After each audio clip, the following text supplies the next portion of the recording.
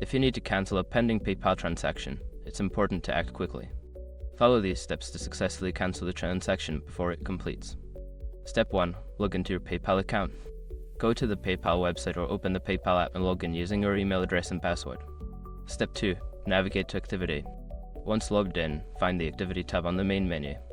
Click on it to view all your recent transactions. Step 3. Find the pending transaction. Scroll through your activity list to locate the pending transaction you wish to cancel. Pending transactions are usually marked clearly. Step 4. Select the transaction. Click on the pending transaction to open its details. Here, you will see more information about the transaction, including the status and options available. Step 5. Cancel the transaction. If the option to cancel is available, look for a cancel button or link. Click it and follow any prompts to confirm the cancellation. If there is no cancel option, you may need to contact the recipient or PayPal support for further assistance. In conclusion, cancelling a pending PayPal transaction is straightforward if you act quickly. Always check your transaction status regularly to manage your payments effectively.